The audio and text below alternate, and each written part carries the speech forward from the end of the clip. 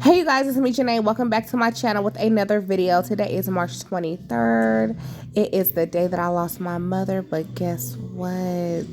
She is still in spirit around me, okay? And we celebrate life and not death on this channel, okay? With that being said, this is the day that I remember of March 23rd, when I got the word my mom passed. Okay, so March 23rd is a day that I never forget. It's a day that I lost my mom. Now, no one knows how I was feeling during that or the thought process I was going through when that happened, but I'm going to tell you as much as I can remember from that day. And it happened, 12, 13 years ago, because Kevin is 12, she didn't meet Kevin, Keith was 2. So, yeah. So, basically, I have my own place with my ex husband in Oklahoma City. And I remember my brother Wayne, see, Wayne's smart. Wayne know how to call me. So Wayne called me, told me mom wasn't waking up. So I was all like, okay, I was already in the process of getting ready, going to work. So I was like, let me just stop by my mama's house. I didn't think nothing of it and see what's going on. Child, I told my ex-husband, he was all like, let me just take you over there. I was like, why you need to? He was like, you don't need to be driving. Just let me just drive you. Okay, mind you, it's freeway, 94 freeway, traffic, 7 o'clock in the.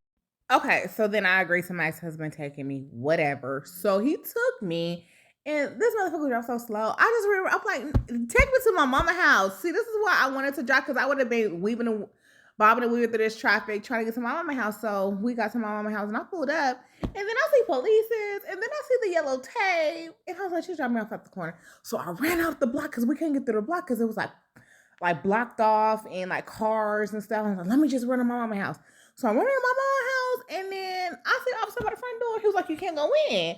I said, why? I was like, this is my mom's residence. I can't go in. And then he let me in. And then I see my brother over there crying. And then dad ain't want to come out the room. And then my brother Ray mama was crying. I was like, what is going on around this motherfucker? Like, it didn't click in my mind that she was gone. I was all like, where my mom at? So then that's what I was like, oh, let me tell you, my mom passed away, da da da da da, and I just lost it. Like I was done. So, okay, my mom was in that room.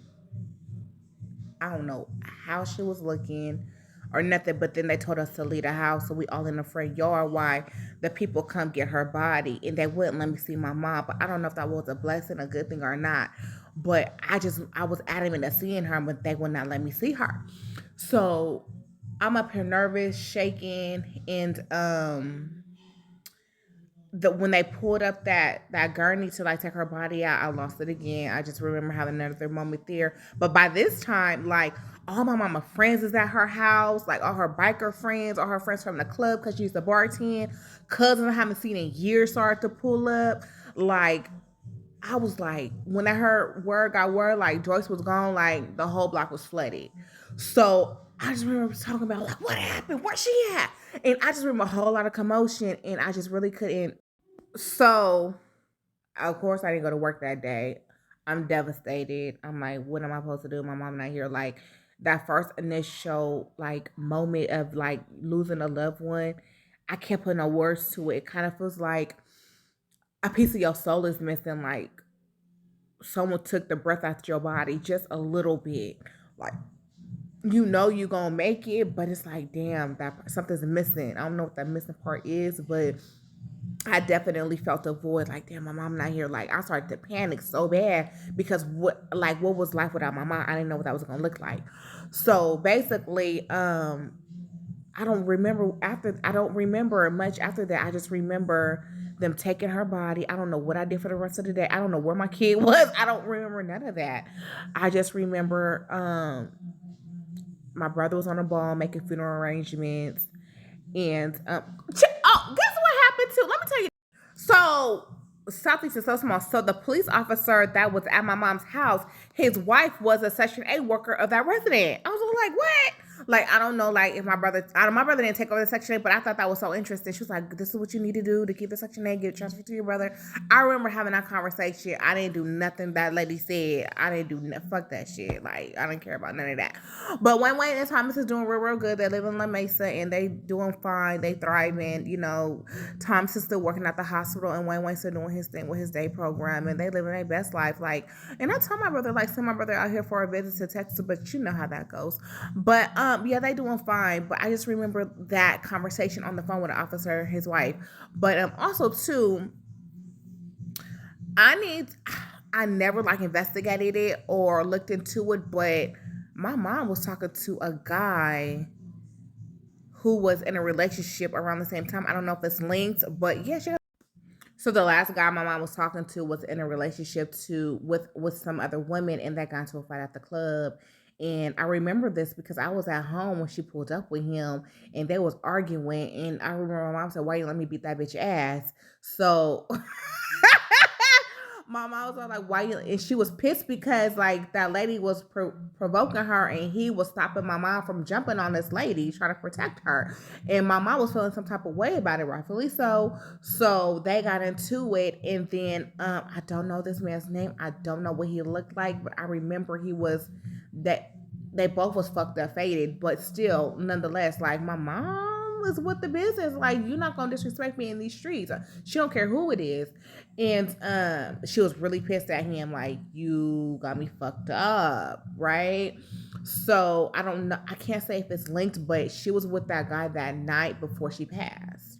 Now, also, my mom's asthmatic, and as far as healthcare issues, I didn't know that she had any, but we did get the autopsy report, and it later showed like asthma attack, heart attack issues, something with her coronary arteries clogged up or something like that.